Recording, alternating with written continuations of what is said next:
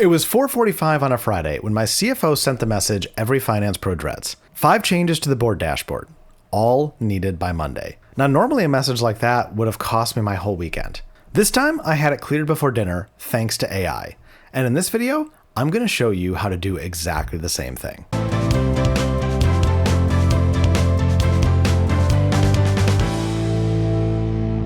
Welcome to the channel. If we haven't met yet, I'm Mike. I'm a senior finance leader, and over the last decade, I've helped automate more than 150,000 hours out of finance processes. Now, if you want the prompts, templates, and skills that I use in this and all my other videos, then click the link in the description to get access to my entire AI library.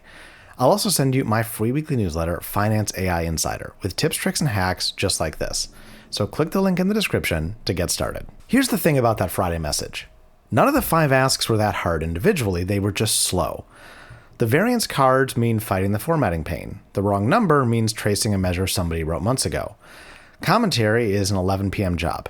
The access control sounds like an IT ticket. The summary is a Sunday night sitting with a coffee.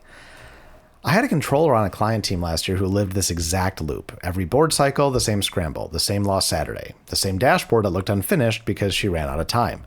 It wasn't a skills problem. She knew her numbers cold. It was a time problem. And the timing was always the worst possible. So we've got 5 CFO asks. I'm going to clear them in order. And they escalate from a cosmetic fix all the way to the board summary writing itself. It's going to be the same Power BI you already have. No premium, no fabric license. The only thing that changes is I stop clicking and start telling Claude what the CFO wants. We're running it all on my coffee shop data set. 3 locations, 6 months of actuals and budget. First ask. The CFO says the KPI cards look flat. He's right. Power BI's native card gives you a number and almost nothing else. No color logic, limited layout control, and for a board deck, that reads as half done. So instead of fighting the formatting pain, I'm going to have Claude write a DAX measure that returns actual HTML, and a free custom visual will render it. So here we are in our dashboard for the F9 Finance Coffee Shop. We've got 2 pages. We have the financials dashboard, and then we have our point of sale analytics. And you can see this is exactly what we're talking about. These are the native KPI cards in Power BI, and they just don't look great. There's not a lot you can do with these, and we really want to jazz these up. And that's exactly what we're going to do by using a custom HTML visual. So to add this, I've already got it added. To add any new visuals, you click the dots, you go to get more visuals. And then for this one, you're simply going to search HTML, and you're going to come up with this HTML content right here. Now, when you add that, it's going to add like any other visual. We're going to pop this in here. Any measures that you want referenced in the content will need to go into the values right here. And the measure is going to have your HTML inside of it. That's what we're physically going to paste into the measure. So let's go ahead and get this one set up. Let me first go and grab, so this is going to be sales revenue actuals June 2023. Let's go ahead and grab that. And we'll come over, and for this step, we can just use a regular chat. I'm going to show you how to get a little bit fancier in a bit. But let's go ahead, we'll paste this in here. I need your help writing HTML for a custom HTML visual inside Power BI. It's going to reference the measure that I have included above. What I want is for this KPI to be dynamic. I want it to have better, cleaner formatting, and I want it to flip red or green depending on the variance. Higher revenue is good, lower revenue is bad. And we will go ahead and send that off. And what it's going to come back with is it's going to just give us HTML. We're going to create a new measure with that, and we'll add that to the KPI, and instantly our KPI is going to look a lot better. All right, and Claude came in, it cleaned up what I was saying it can't be static HTML, it has to be dynamic with DAX. That is absolutely correct. Good clarification there. And here is all the code. So we're simply going to take this code, we'll come back over to our dashboard, make sure we have this selected, we'll create a new measure.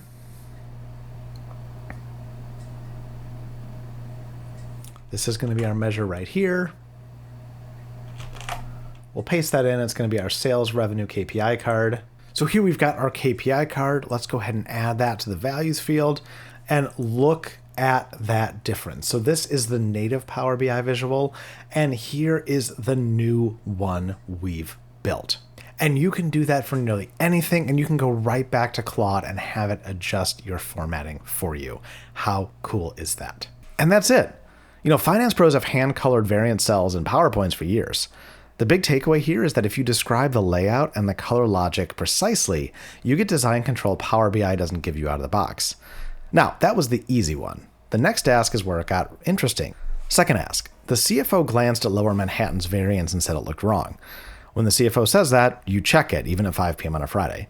Now, I'm not going to stare at the DAX and guess. I'm going to hand the measures to Claude, tell it what the columns actually mean, and ask it to find what's broken. And by the way, if you want a deep dive on how to connect Claude with pbi-cli straight to Power BI, go ahead and click the video that I've got linked right up here. That's going to walk you through step by step. So now let's look at what the CFO noticed didn't look quite right. So you'll see here our two KPI cards, they match 3 million in sales revenue, 3 million in sales revenue. But if I come over here to June, I get 1.6 million and it would round to 2 million. So why is our sales revenue actuals not coming in correctly for June 2023? Well, now we're going to move into a tool called pbi-cli for Claude, and that's going to be able to give us the answer. Now, I've already got it connected here for us. The biggest thing to know when you're working with this tool is you never want to save Power BI. It's going to do all the writing on the back end, and then we're going to close and reopen, and it's going to be there. So let's go ahead and put in our question. I have a measure in my dashboard called Sales Revenue Actuals, June 2023. I have another one called Sales Revenue Budget, June 2023. The actuals version is not calculating correctly, and it looks like it's nearly double the correct amount. Please research what could be wrong with this measure. So we've got that in. It's going to ask us for permission a few times because Claude Code here is working directly with our file. Again, make sure you check out that video on pbi-cli if you want to go deeper on this and on Claude Code. I've got videos on both. That's going to explain more of what's going on here. But what we're doing is we're going to go through Claude is live, looking at the dashboard, looking at the measures to understand what's wrong instead of us having to sit here and research it manually. And here it comes back. Confirmed, here's what's wrong. So it looked at the sales revenue actuals and it's missing financials version, so actuals are not filtering out. The numbers confirm it. This is the fix. Now look at this. Want me to apply it? Yes, please apply. Now we could go back. This is a simple fix. We could go back and fix it, but I want you to see just how powerful this tool is. It's actually going to go back and fix it for us. All right, so here it says it was fixed and verified. If we come back over here, look at that, fixed and verified. The measure is all updated.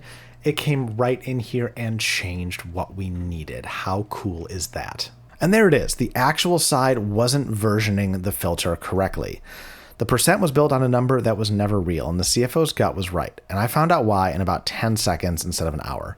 Now hold on to this one because fixing it mattered more than it looks like right now, and you'll see why at the end. Third ask. The board wants the number and the reason in the same glance.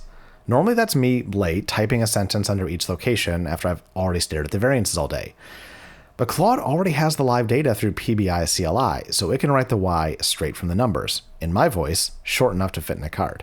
Now, let's get really fancy. So I'm going to delete our fancy KPI for a second, and let's just work with our 3 existing KPI cards up above. And then we've also got these 3 KPI cards over here under point of sale analytics. Now, I'm going to ask it to do something a little fancy here. Act as a financial analyst and Power BI export. I have 3 KPI cards on each sheet inside this dashboard. I want to add text commentary underneath each KPI card, explaining the KPI card above it. You will need to add the commentary. You'll need to adjust the page so everything is neat and organized, and you will need to write the commentary itself based on the data coming into the KPI. All right, we'll go ahead and send that off. Now, it's a couple of asks. Ask number 1 is, I need you to do the analysis on it. Ask number 2 is, I need you to adjust the page to create space, because if I come over here first, it's going to get the report structure. But if I come over here, you're going to see there's not really space right now, and it may know that on its own. Good to tell at that step. So give me some space underneath this. And then I need you to actually write the commentary based on what is sitting in the KPI card. So let's let Claude work for a little bit. Let's see what it comes back with. So you see Claude working away through it. So it's actually been able to read the entire Power BI dashboard. It's got all of the dimensions. It's laying out how it's going to do the existing work. It's figuring out how it's going to add text box visuals, checking schema. I mean, this thing is really just going to town across the entire dashboard. And Claude has come back. It's added 3 lines of commentary, which it gave us for review here to the dashboard, 3 lines for POS analytics, and then it said, remember, close and reopen ritual. Close this without saving. Saving would overwrite the commentary, and then reopen it. So yes, if we go over, we're going to see here that nothing is there. We'll hit don't save. We'll simply come back to our folder. We'll reopen this, and all of our commentary should appear right before us. And here we are. Look at that. Our KPIs are right here.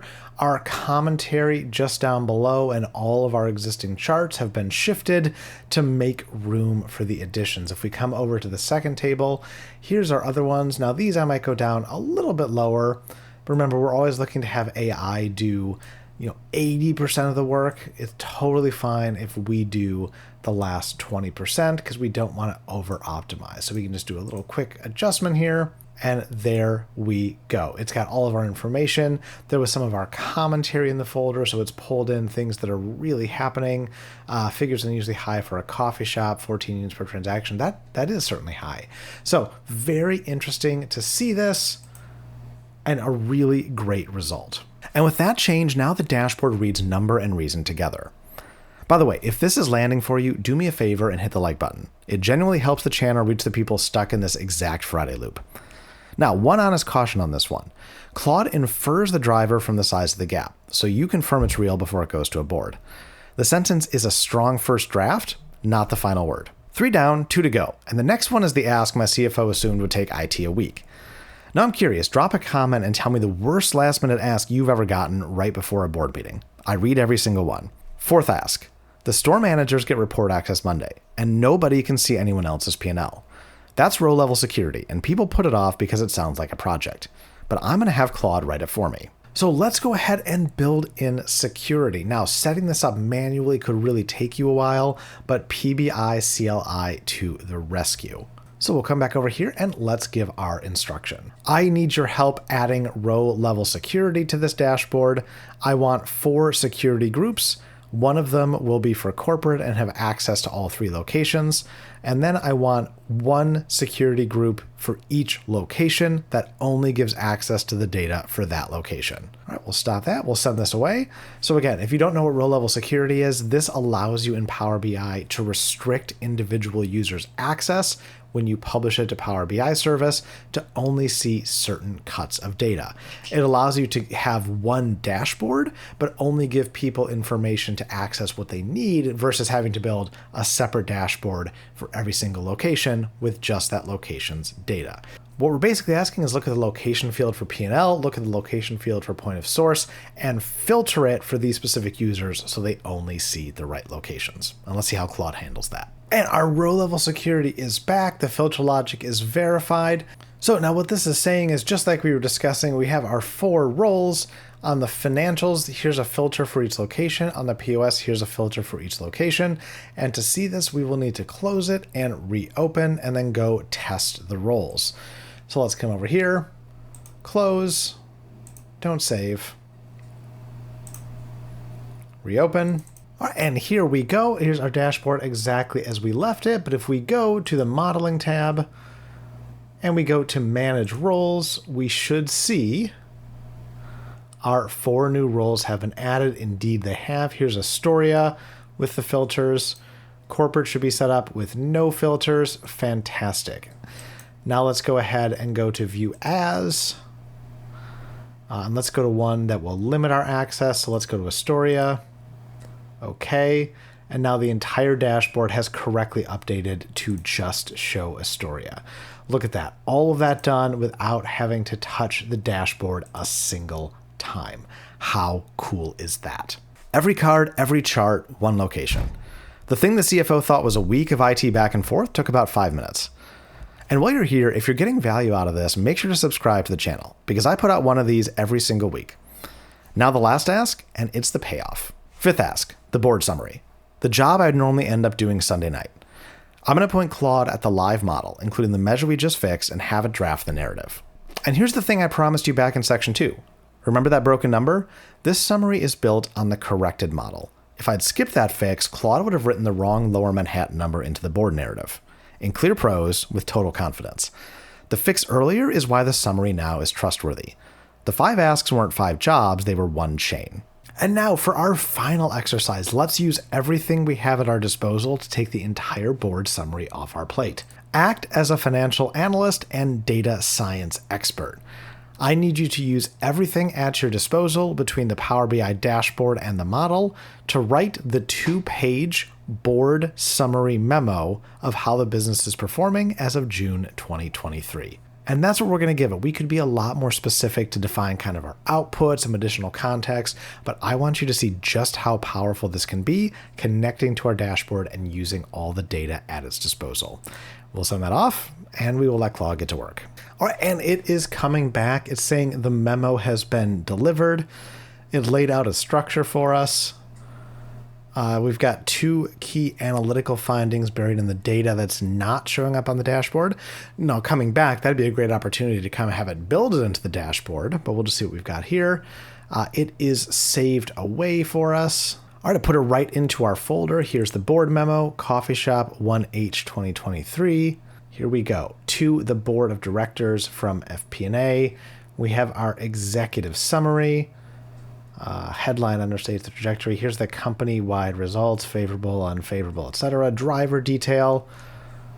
Some more driver detail there. Performance by location. Now, it did miss a little bit on the 2 pages. It went a little bit long. Obviously, that's harder for it to judge because it writes it and then generates the docx, so we could go back and have it tweak. But all in all, a fantastic performance using everything available, including the measures, including the mappings of the dashboard to write our variance commentary.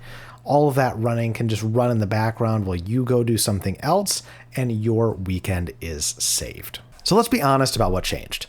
The cards went from an hour of formatting to 5 minutes. The wrong number went from a potential board meeting embarrassment to a Friday afternoon catch. The commentary, the security, the summary, all of it cleared before dinner instead of eating my Saturday and Sunday. Now, every prompt I used tonight, the card DAX, the RLS template, the summary prompt, they're all in my AI library. That's the free resource I mentioned, and it comes with the Finance AI Insider newsletter. Links in the description if you want to skip the trial and error. If you enjoyed this video and want to go deeper on building custom visuals for Power BI, I have a whole video on that. The link is right up here. Again, if you enjoyed this video, you definitely don't want to miss the deep dive. I'll catch you over there. Until then, this is Mike signing off from F9 Finance. Cheers.